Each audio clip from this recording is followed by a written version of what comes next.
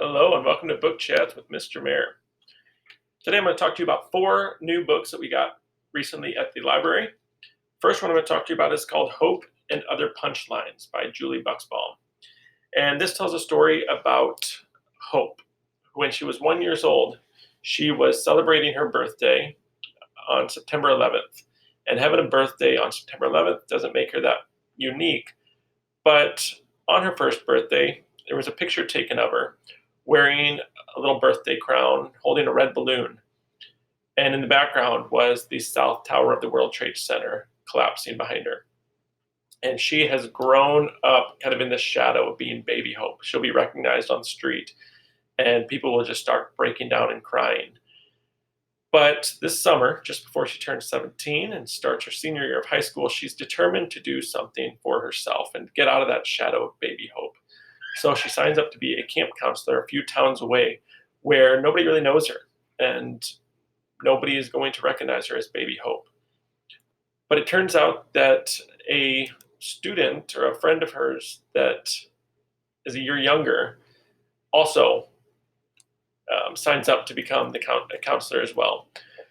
And Noah is kind of has some ties to September 11th as well. And he is determined to talk to Hope about that and to find out more about that picture. And as the relationship deepens, more and more secrets come out between the two. So there's a little bit of mystery, but it's mostly about that relationship between the two, Noah and Hope, as well as kind of finding out a little bit about themselves as well. If you like romance books, Somewhere Only We Know.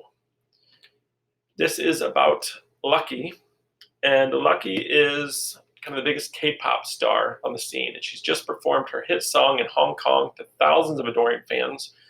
But right now, she is in her fancy hotel room, and she is just dying for a hamburger. And then you've got Jack, and Jack is sneaking into the fancy hotel room because he works for a tabloid company, and he's kind of on a scoop. And they run into each other. He runs into this girl who looks kind of familiar, very cute, and he's a little bit curious. This book reminded me a lot of The Sun Is Also a Star, because the entire book takes place over one day and goes back and forth between the two main characters. A lot of romance, but also hits some kind of deeper issues as well. If you're looking for mystery or a little bit of horror, kind of Stephen King books, The Missing Season by Gillian. So Clara is the new girl in town, and she's used to that because her dad is always moving construction jobs. And she moves to Pender, a small little town in New England, and she kind of expects it to go the same way.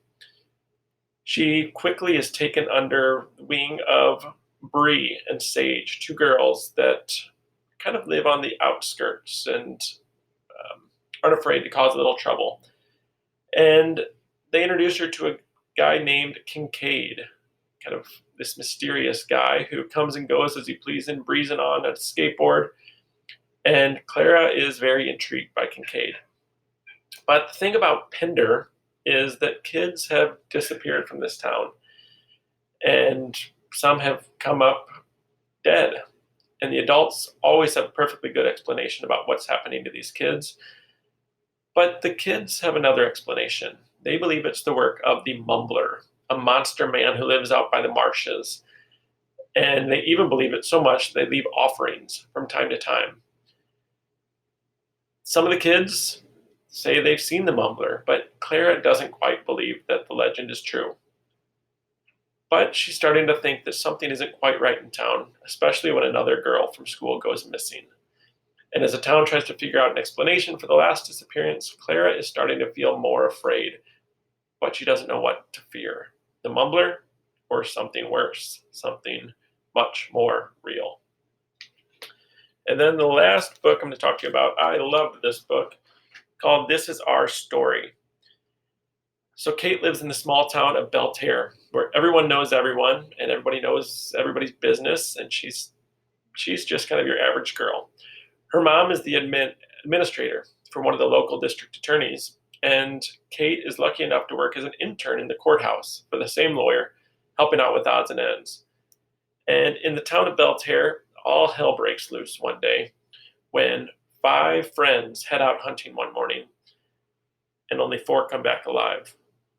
And these 5 boys who went hunting have been friends for ages and whose families are among the wealthiest and most powerful in the area. And none of the boys are speaking about what really happened. And no one knows just went down in those woods because all of the boys are maybe hiding a little something. But it's apparent once the evidence comes in that whatever it definitely was not an accident. And when the case falls on the desk of the DA that Kate works for, she can't help but become even more drawn in to figuring out who did what.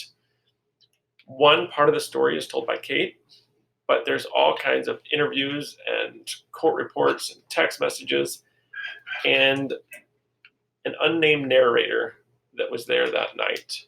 So it's a super cool way of telling this story. And you'll be wondering who did it until the very end. I cannot recommend this one enough. Like I said, all 4 of these are at the library, so I hope you check them out.